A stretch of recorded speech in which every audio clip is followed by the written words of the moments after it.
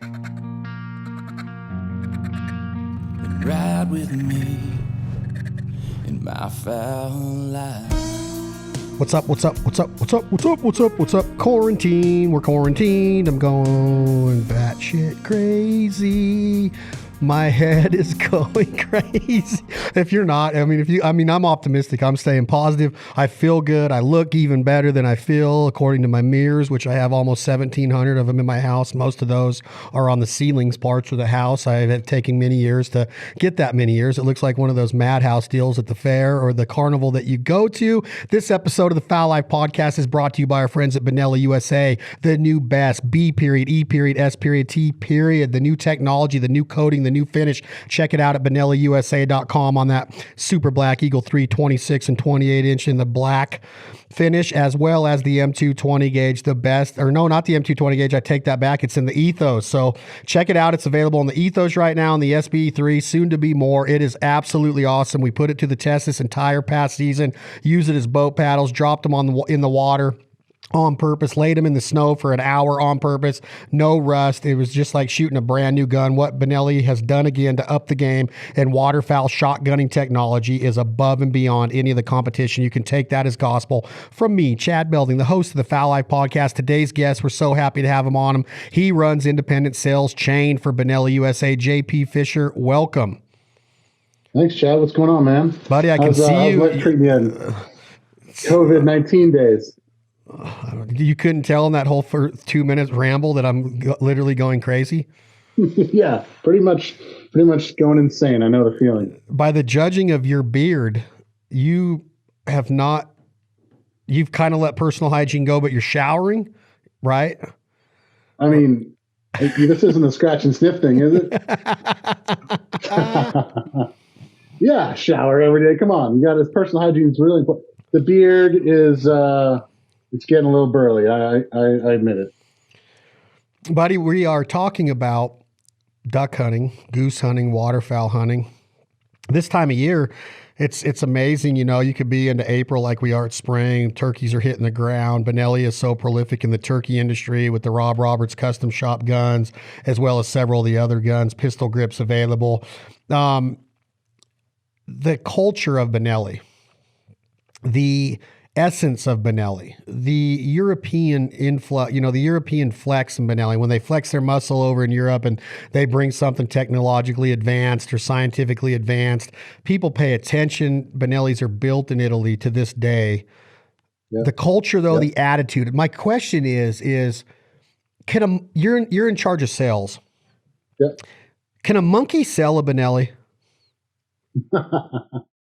What I mean by that is I love all of the salesmen and all of the different rep groups. They're all very well suited for this and qualified more than any other sales group. But yeah, I mean, gosh dang it. Can you imagine having that in your arsenal to carry into a dealer?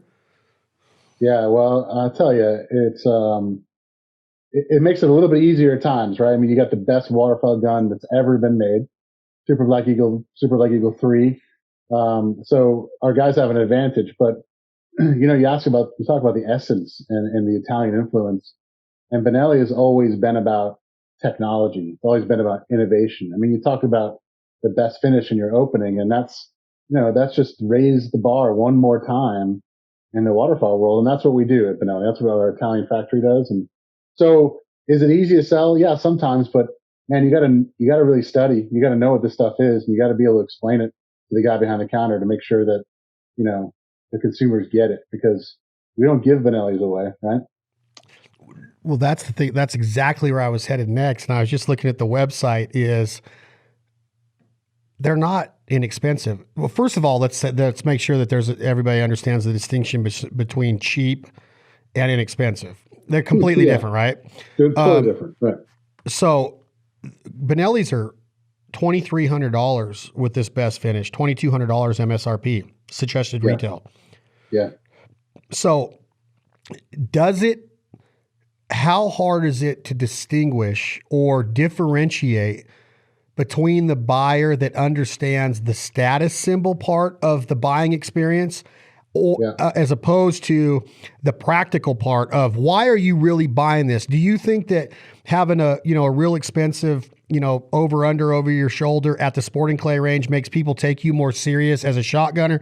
Because I know many of dudes that'll go up there with an 870 and throw it down. Not saying that they could beat somebody that's a professional shot with a badass over under. I'm just saying that they can throw it down with the old Remington 870 pump. You put that same analogy into what we're talking about right now with Benelli, the best waterfowl guns in the world.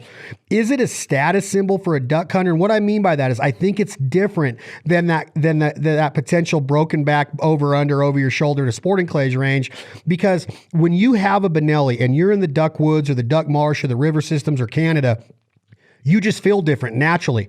It is one of those products that you do not get from any other gun. I mean that with the bottom of my heart. Now, look, you guys are owned by Beretta, and Beretta is a great gun, and I'm sure that they have people that will say the same thing that I'm saying right now. When I have a Benelli with me, I already feel like the hunt's a success. And that is a big part of being consistently successful in the field. So that is what I mean by status symbol. And then the practical side of it is, what are you really asking your gun to do? Are you a weekend warrior? Are you hunting 7 days a week? Are you an outfitter hunting the peanut fields in Oklahoma and Texas and getting your gun gunked up with clay every day and sand that you hide in? Are you getting it in conditions where weather's hitting it, elements and hell and snow and rain, and it's getting wet? What are you asking for that gun? And are you willing to pay that much money for something that is literally going to be by your side for every hunt for the next 10 years minimum, if you choose it to be so? So there's a status symbol and there's the practical side of it. Sure there is. I mean, when guys show up in a duck blind or wherever and they pull their Benelli out of their gun case, it's a big deal, right? I mean, very big deal. You have a Benelli and that's that status symbol. It doesn't matter if you're the weekend warrior or the guy that hunts every day during duck season. That Benelli means the same thing to all those people. I don't mean to harp on best finish, but Chad, you asked the question about what are we asking this gun to do and who is using it. And, we had a long conversation about best finish before we launched it. And one of the things that came out of it was, we put, like a warranty on it that blows the doors off the industry, right? 25 years. I mean, 25 years. I mean, think about that for a second. It's corrosion resistance, 25 years. I mean, who can even come close to that? And that's how confident we are that whether you're a weekend warrior, goes out, gets the gun wet, and doesn't really know how to take care of it and puts it away kind of maybe the wrong way, or the guy that uses it every day and banging around in his boat, running through from blind to blind. I mean, that gun will stand up to test. And that's what every Benelli, that's the level, that's the bar that we set with every single Benelli we make. That's what we want. And that's why it's a status symbol. Right? You ever go to, and I'm not interrupting you, just keep that thought about the status symbol. No, it's good. You go to Best Buy, you go to a furniture store, you buy a couch. What's the first thing they do when you get to the checkout counter to pay for the couch? They go, would you like the extended warranty? And then you go, okay, well, how much is it? Well, it's another $300, but that gets you 36 months of, if you rip the couch or you get a crack in your screen, you could bring it back in here and replace it. Everybody goes, yeah, that sounds good. You're literally getting a Super Black Eagle for a little bit more than retail of just a regular Super Black Eagle 3 that's right around, you're a sales guy, $1,700. What are they, 1,700? 1,800? Retail, that's what you're going to pay. For $500, you're getting a 25-year warranty on that corrosion part of it, which that doesn't include. Now, let's be clear. What does the warranty include? That doesn't mean that we're sitting here telling somebody for 25 years, if you break something or something goes wrong with your action or the ejector pin, whatever it is, that doesn't include all the mechanics, right? Right. It's just rust corrosion. It's corrosion, right? Which happens to duck hunters daily. Daily, yeah. I mean, how many guns? 25 years. 25 years. Is it unlimited for 25 years? Yeah. If a part that's supposed to be rust proof rusts, we'll replace it for 25 years, no questions asked. Can you imagine? And you're still getting the same performance of the Benelli Performance and the Super Black Eagle 3. Chad, there's an argument, and I'm not an engineer or a scientist. I don't get all this stuff. It's pretty amazing. But there's even an argument that this finish we put on it actually makes it run a little better. It's like a little bit of like the smoother, internal parts, work a little better with each other. And there's some people will tell you that this gun will run better or longer because of this. Why wouldn't it? Yeah, right. I don't know. So back to what you're saying, when you pull that gun out and that status symbol part of it, I don't want to try to sell people that if I'm in a duck blind and somebody comes in there and they have a Benelli, I don't look at them and go, that's the world's best duck hunter. But I look at him and I go, he takes his duck hunting serious. That's the first thing that goes through my head. Then, you know, you kind of get to know somebody like, well, what else can they do? Are they calm? They got a good dog. They got a nice boat. Do they know how to clean a duck and process and butcher a duck?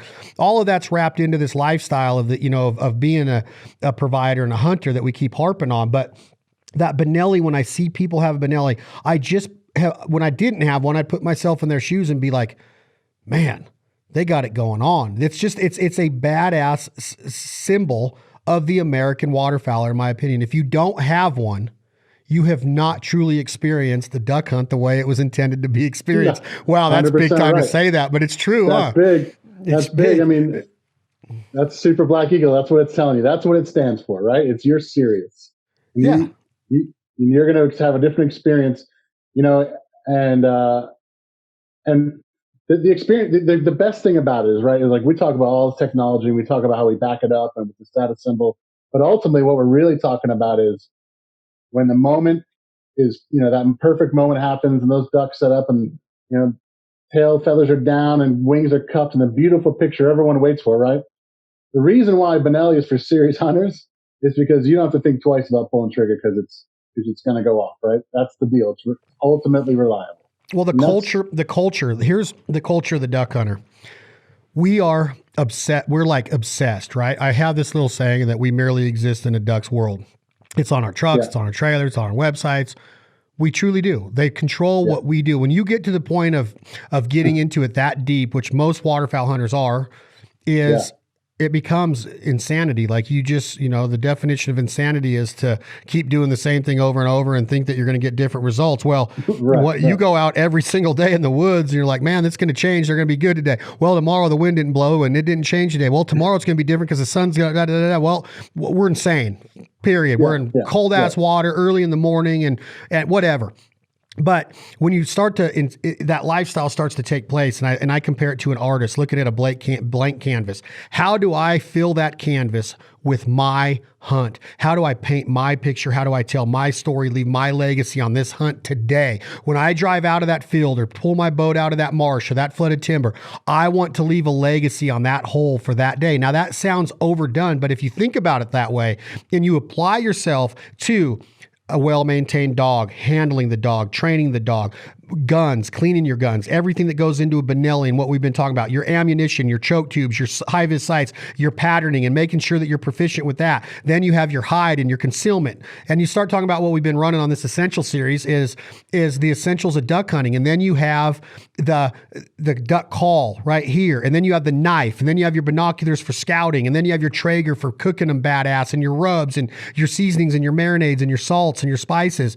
When you start throwing all of that at that blank canvas and you just are like this mad artist, like Bob Ross, I think I'm going to put a greenhead right here. Happy little greenhead right here. Happy little greenhead right here. That's like Bob Ross. That's who you are, right? Yeah. You're painting this happy little hunt, leaving your leg. Bob Ross left his legacy on every single episode of that show. He'd walk off that screen. You'd be like, where the hell Bob go? Like, where'd Bob go? Like, I need more Bob. Like, he left the legacy. So I can't wait till tomorrow. Yeah, I think that duck hunts need to have a legacy and a stamp left on them. And you walk out of there and you go, all right, did we achieve or complete our task and our short-term goals, our long-term goals of this hunt? Did we have fun? Is it a memory? Did we all execute the way that we planned it out during our scouting?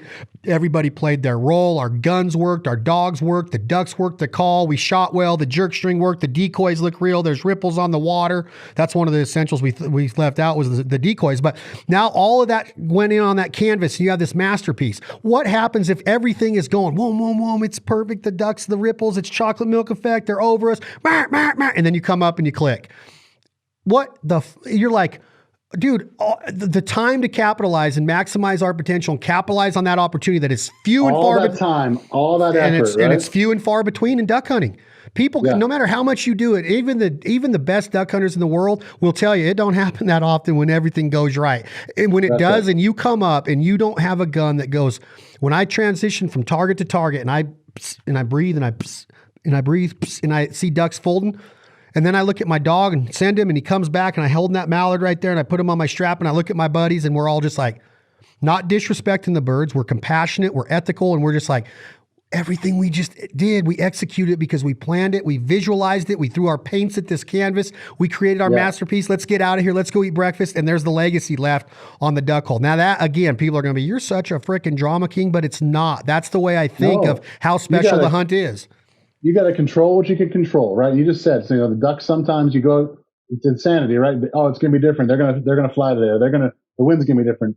You can't control all those other things, but you can control your gun. You can control your decoys. You can control all the other stuff that you have the ability to influence, right? And everything you do is a decision, right? You're making a decision so that in that moment, everything sets up the right way. But the last thing you want to do, in the mayhem of ducks buzzing by and, dealing with your decoys and everything, and whoever else is in the blind with you, and your dog wants to jump out there and go, say, come on, man, shoot a bird so I can go get it. The last thing you want to think about is your gun. The last thing, right? Because as soon as you think about your gun, what happens? You miss, right? And then it's on you, but you miss. So that's not, Benellis don't do that, right? Yeah, I'm not saying Benellis shoot the duck for you, but you don't have to worry about them. No, but when you're worried and you're questioning your equipment, like, man, does my call sound right? It probably doesn't. If I'm like, man, it's not performing the right way. And then you're like, you become hesitant. You become timid. You're like, you don't put all that you have to offer into that hunt because you know that you're not prepared, and neither is your equipment. With a Benelli, I mean, I'm not saying that you don't clean your Benelli. I'm not saying that you just put it in your gun case and leave it overnight. Even with the best technology, you still do your part to make sure that you take care of your equipment to the highest extent of the word. Sometimes you forget, sometimes you get busy, sometimes other things become more important. But with the Benelli, you have it in your hands and you pull it out of that case. And when you see that comfort tech system, and when you see that trigger guard, and when you see that rib, and when you see that safety release, and a lot of my guns have had Rob Roberts work done to it. And when I see some of that, I literally have this aura come over me, and it's just like, oh, and I'm just like, dude, I am an American duck hunter. I'm in everything that Mother Nature has to offer. I can smell it. I can feel it. Tonight I'll be able to taste it. I see the smoke or the steam coming off a coffee pot. I see the steam coming out of the dog's mouth as he shakes, and he's just all anticipation in his eyes. I see my buddies or my nephews or my daughter or anybody that we're bringing on that hunt.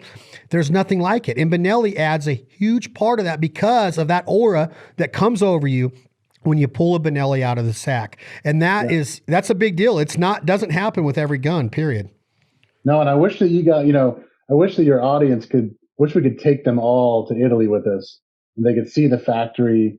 They could see the passion and why can't we? All the people there. I mean, we should. Let's go document it. Let's go document it. Bruno said, "Come on, let's go bring the cameras and document it and show them." But go on, see the passion in what? Just the passion and how much people, how much technology is in the factory. You'd be shocked, right? People think about gun factories and they have pictures in their mind of what like the old school gun factories look like, and it's metal lathes and all this metal, and these guys dressed in Carhartt stuff everywhere, and they're dirty and whatever it is, right? You go to a Benelli factory, it's like 21st century. You can eat off the floor. Everything is pristine. It's perfect, and that's why we make perfect guns, because they put so much effort and care into the whole process, the whole thing, from R&D and design to the way they make it, to the way they package it, the way it shows up in consumers' hands. I wish your audience, all of them, can go over there and see it, because it really puts the rubber stamp on the whole deal. Understanding where this thing, where Benelli goes from start to finish. It's everything is done with the utmost care and for the waterfowler, right? Like they know. Yeah, and I'm taking a note on it. I'm taking a note on that of how I want to paint that picture in some of the TV episodes, is how that translates into your attitude and the attitude of the guys in Maryland at Benelli USA, and then it filters out to all of your sales reps, and then it filters out to what? All of your dealers. Because when that passion and that pride and that commitment to excellence and that innovation and that technologically advanced attitude and love come over you, and you see it in Italy, and then it comes to you. Well, the only way that the Italians are going to get it across over here is through their mechanism over here, which is you guys. So now you have to take that. If you went over there and they're just like, hey man, you go get the pizza pie, you get the pizza, you don't get in your eye, you get the sauce all over you, go get a beer, and then they didn't put any love into their shotguns, you'd be like, Dude, I mean, I might as well just come over here and eat pizza with y'all and rigatoni. I'm ready. Yeah. But you go over there and it's that too. You get the culture and the food and the vino and the dessert and the gelato and the Amalfi Coast and the freaking Mediterranean Sea. And then you have this genius of a gun factory up in the hills and you're like, voila. And then that transforms into your brain when you're over there and Tom's and Tim's and George's and so. And then that goes into your sales reps and then that goes into your dealer base and then that goes into the clerks behind the counter and then that goes into that potential consumer and then that goes into that potential consumer's kid and then it goes into that potential consumer's grandkid. And now you have this whole culture that is born out of that Italian perfection model of like, we're not perfect, but we are going to strive for perfection and we are going to have the utmost respect for the gun and the buyer and the heritage of the hunter and the shooter and the machine that we call a shotgun. And that's why Benelli is the best, because you won't find that in every factory. Yeah. And it's funny. I don't have a problem with saying Benelli makes the best waterfowl shotgun in the world. I don't have a problem with it. I mean, I say that to anyone. I say that to other gun reps, right? I mean, I don't have a problem with it because I've done all that stuff and I know it. At some point, some things become fact. Right? You can say it's an opinion, my belief, but when you see all of this and it all come together, and then you get out on a hunt with you guys, whether in North Dakota or whether in Arkansas, wherever we are, and doing something really awesome hunt at some really cool place, and you get to see this whole thing from beginning to all the way to the end when we're processing, birds and putting them on the Traeger and eating them later. I mean, the whole deal. It's the whole deal. It's not just going to a gun shop and buying a gun. You're not just buying. That's not what Benelli stands for. No, you're buying the culture. You're buying into the culture. It's a belief system. Yeah. And I think that if you look at anybody from the greatest entrepreneurs, the tycoons, the athletes, to historic figures, that an easy one to say is like Michael Jordan.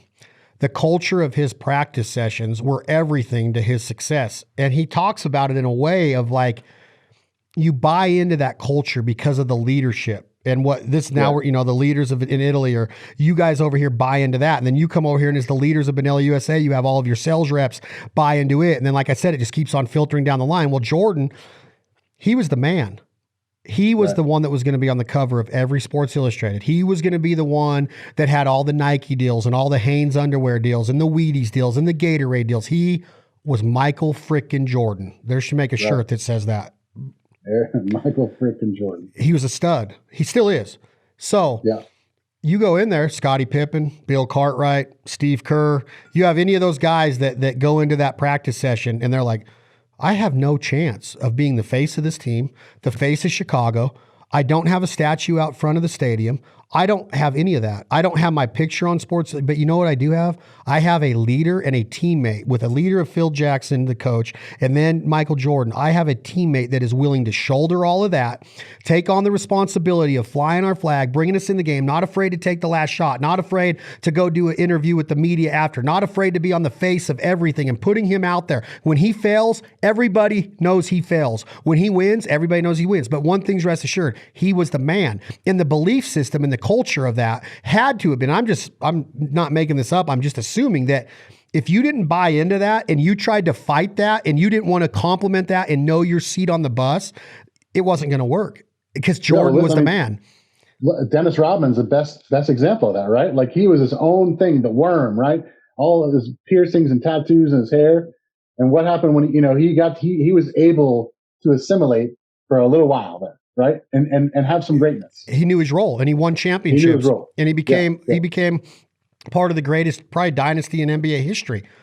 Yep. Well, the Celtics probably are. I don't know. That's probably the Celtics or the Lakers. That's probably premature to say. But those winning teams of the Bulls in the 90s were awesome. My point is that when you buy into that Benelli culture and you get that gun, and that's what we started this with. They're not inexpensive. They're definitely not cheap, but they're nowhere near inexpensive. So are you an 18-year-old kid that's worked 3 summers in a row and saved up, and now you go get your Super Black Eagle 3? Or are you a guy that has shot another gun your whole career and you've been earning for that Benelli and you finally saved up? Or is it something to where you have 15 of them? It doesn't matter who you are, what kind of gun collector or hunter you are. when you buy into that culture of Benelli, that is what the gun means. That's why I take it so serious. That's why I'm always up your, you know what, saying, what can we do? What can we be doing? What's going on? What are you hearing? How can we get this out there more? Because the problem with it is that it has to be out there only because it is so natural to say how awesome this product is. And it's so easy to get people to see the results. You go on a hunt one time, you're sold. And that's all I've ever tried to do is show that lifestyle and that culture of it's not just going and taking a gun and taking it out and killing a duck and saying, oh, rah, rah, and holding that duck up for a picture. There's a whole story from the time that first piece of that CNC cuts the first piece of that gun and everything in Italy, and then the existence of that gun through the history of the hunting that gun goes through with the person that owns it, or if it gets passed down. That is what I'm always thinking about with Benelli is how special is that you have all of these people that have bought into the culture. We already know it's the best gun in the world, but you can't expect everybody to buy it just because it's the best when it's that expensive. A lot of people can't afford it. So you have people that are saving up for a couple years to get their first one. And then you have the other end of the spectrum. You know what I mean? Oh, those are great stories. We get those emails all the time at the home office where, a kid literally has a job like cutting lawns for the summer, right? And and maybe he didn't even save enough money in one summer. It's a lot of money to get like $2,000 cutting lawns. But we get these emails and these kids are like, oh, I did this summer job and I saved my money and all I cared about was getting a Benelli and I finally did it. And I want to thank you guys for taking care of me and, and making the best guns in the world. And they send a picture of him and his buddies, probably, hunting public land, right. And doing whatever, what's just the coolest thing we think at Benelli, and you too, I'm sure you do too. Like we think is just the coolest thing in the world when a kid does that and cashes in and does it the right way and works hard. They're the next generation. They're the lifeblood of our industry. And to see that you hear these stories, and, we're doing it right, and that we're in good hands with kids like that. I love the culture, Benelli. With that being said, you know that I'm a nerd about it. So do you have some inside industry information on what George kind of hinted to the other day, that there might be some new releases at SHOT Show 2021 in Vegas? Can you let it out of the bag right here on the Fowl Life podcast? JP Fisher will now stand up and tell us it's a lot of pressure. What is being? No, I don't want you to do it, but that's part of that culture. Is like people are like, well, this year it was this, it was B.E.S.T and it was the rifle, and this year what's it going to be? It was the Ethos, it was the Super Black Eagle 3, and it's just so awesome to see every year the Italians just blow people's mind. I've said it so many times, the story of like when George first told me in Oklahoma, like, yeah, we're coming out with a new gun. I'm like, whatever, you can't make the Super Black Eagle 2 better. And he's like, okay. And then it's just like, it's never ending. So, you can still, Chad, I'll tell you this. I can't tell you what it is. Right. Hold on a second. Hold on a second.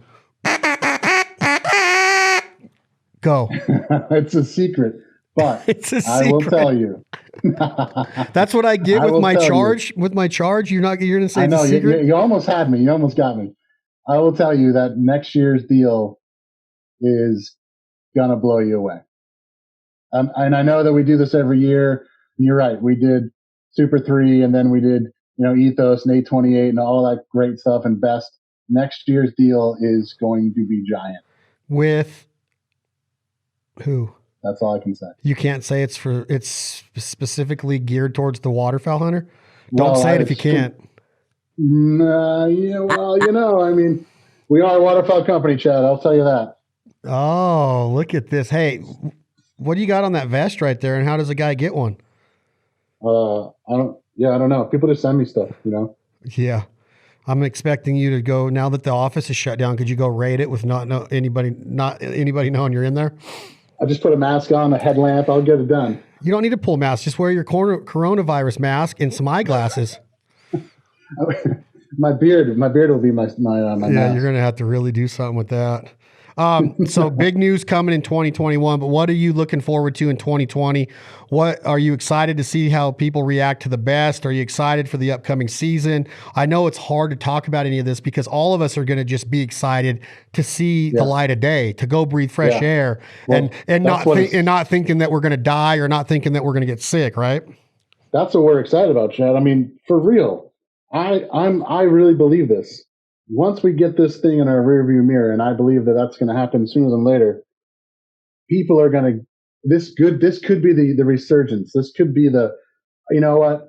I took my hunting, for granted. I need to get out more.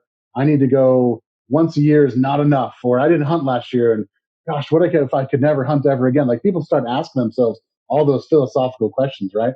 I think this year people are going to come out in record numbers, and we're going to have a great waterfowl season, great fall hunting season.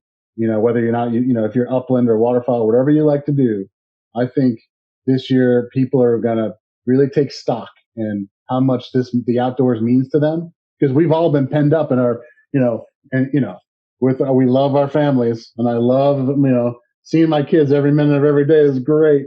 But trust me, your wife wants you out of there. She's like, kidding. Enough is enough. Get to the office. Seriously, she's like, yeah. No, I think this year is going to be great. That's what I'm looking forward to. I really am. And that's so well said. It's like, I didn't even think about it that way, that this is, it's really put a lot of stuff into perspective for me of what we do take for granted, and just going to the gym or going to the store and not being scared, and being able to get toilet paper or a beefsteak without everything being sold out. The hunting part of it, that hunting attitude is, on one point you're thinking, we're used to isolation. We're used to traveling and being alone for long periods of time, and being one with nature, and being able to survive off the land and live off the land and be a provider. We can do all that. We can build a fire. We can fix a flat. We can cook a rabbit. We can cook a duck. We know how to trick them, right? But there is also what you just said. There's those hunters and gatherers out there that we take it for granted on us that everybody gets to do what we do, and they don't. We get to hunt at a normally amount of time, which we're humbled by. But there are the guys that maybe didn't go at all last year because work got in the way, family got in the way. But now they're starting to realize, like, look, life happens, right? Yeah, and I'm going to start getting back to the important things, and my hunt is important. Yeah, I mean, I can imagine just guys like I'm sitting in front of my safe right now, and you're thinking, well, I should just pop that gun out. Maybe I'll clean it. Maybe I'll take a look at it. Maybe I'll dream about the hunt I'm going to go on this fall. You got so much time in your hands that you hopefully just start making plans, right? Like, this is what I'm going to do this year. This is how I'm going to take advantage of it. I think it's going to happen. That's an awesome, optimistic attitude. I like that, coming from the guy that looks like a serial killer from the 70s, Nate Manson. I don't know if he was the 70s, was he? Ooh. When was Charles Manson? He had to be the 70s and 80s. 70s, right? Yeah. What a whack job. What an absolute whack job. He was a unique individual, huh? Hold on one sec. How many different species, I tried to write this down, I just found, how many different species of waterfowl do you think my Super Black Eagle 3 has harvested in the past 2 seasons? Oh. That is a hard question. I've hunted in Northern California, so sort of in your backyard, and I was astounded at the number of species that we were able to harvest in 2 days. And then I know you travel all over the country. Chad, I don't want you to answer me today. We're going to come back on another podcast, but I have a list. I'm going to send it to you. And when I started looking at it with all the species of the Canada goose and the subspecies, the snow goose and the subspecies, the speckle belly, then all of the puddle ducks, a few divers mixed in there. And then we've got to remember where we went last year, right? Right. You were with me. Do you remember where we went? Oh, yeah. Where? South America. So we're in Argentina. So now you got all of those. So I started making a list. I would have forgotten those, by the way. You would have forgotten those? Your list. Well, that was a hunt of a lifetime, but when I was adding up my head, I didn't even think about those species. And then I had some weird and I had weird things happen to me in Kansas. I had weird things happen to me in a couple different states where I got species. So I started putting together this species list, and I just got struck again when I was looking at it. I'm like, no, I had to count that wrong. I'm gonna name a list. I want you to try to guess it. Go and write them down and send me a text, because my Benelli has seen it, dude. I literally, I'm telling you, I look at my Benellis and I just get all giddy. Like I talk about how Beavis and Butthead would look when they'd get all excited. You're like, yeah. And that's when I see them. Like, you're looking at your safe right now. That's how I look when I look, watch this. Hold on a second. Yeah.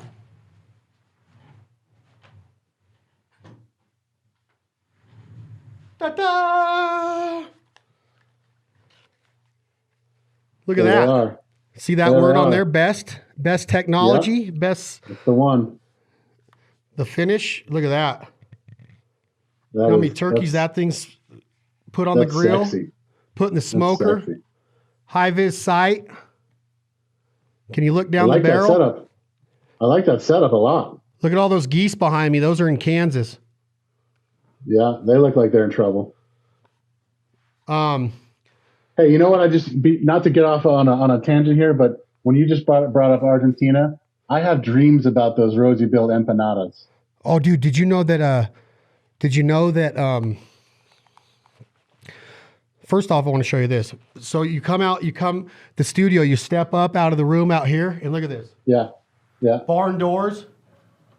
Oh, And then it goes to a studio insulation door that keeps all the sound out. And then the whole room is covered in audio canvas. It's for it permeates, the sound will go through it, but then it hits the canvas, or that it hits the sound padding behind it. So yeah. all of this canvas that you see all these prints on is built for sound rooms. It just kills the sound because the sound travels through instead of real canvas on a wall tent. That would just stop it. This travels through and it hits the sound barriers behind it because there's padding behind every picture that you see in here. Wow. That's I don't legit. know. I don't know if I can pick this up now. I got too much on it, but I'll send you a video of it. But let me see if I can find this now. I love that, dude. Okay, so you see the email. Can you read that email? Yeah. Cookbook recipes, first approach, Argentina duck hunting adventures from Franco Guioni. So he sends me the barbecue that we had that night, that big meat tray. And then Yeah, you get that down was here, amazing. you get down here to the third attachment. Duck. Oh, I So can't dude, believe so that. check that out. So I got the entire empanada recipe from Franco to put into our new provider Cookbook. So you guys can be rest assured it's going in the first edition, duck empanadas, straight out of Argentina.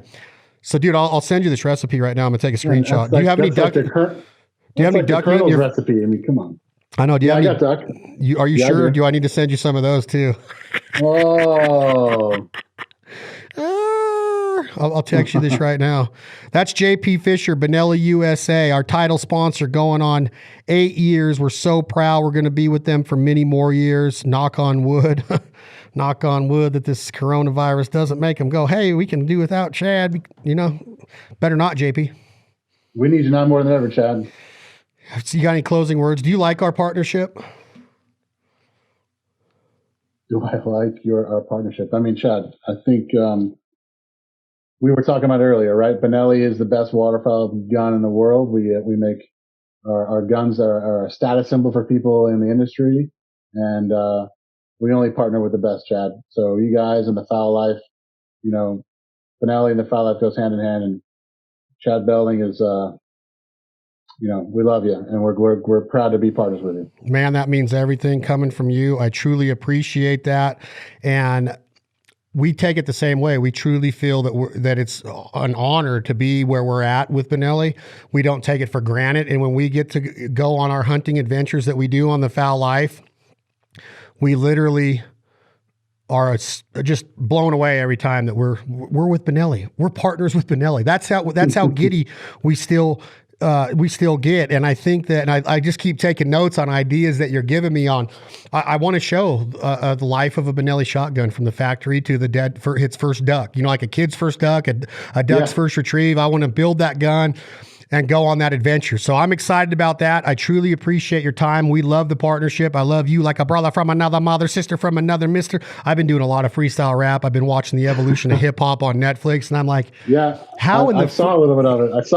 It's pretty good. I asked myself last night. I'm just glad you have a good show on TV. That's all I'm saying. Shit, First 48, I watch a lot on A&E, like a ton, dude. I want to be a homicide investigator after I retire from my hunting career, which is going to lead me right into my freestyle rap and professional MC. And I watched this show, Evolution of Hip Hop. I'm like, how have they not set the documentary crews here? Because if they came here for just a minute and watched us rap. Did you watch me and my daughter rap last week on social media? I did. Did you hear? Legit. Did you see her go, hit it? Yeah. I want to rock right now. I'm Rob Bass and I came to get down. I'm not internationally known, but I'm known to rock the microphone. And I'm just like, dude, she's doing buttermilk biscuits by Sir Mix-a-Lot. She's doing Posse on Broadway. She's doing all the clean raps that I grew up with. Right now she's doing this one. Do you remember this one?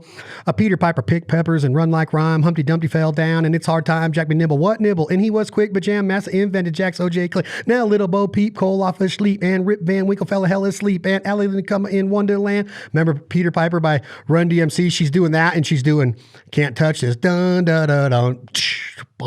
Is she doing the dance too? Oh, dude, she can dance. She's got the big puffy parachute pants on. She got the parachute pants? Yeah. All right, Tom, hit that button. This is 2 a.m. Logic, My Foul Life. That's another awesome episode of the Foul Life podcast with JP Fisher from Benelli USA. Check him out at BenelliUSA.com.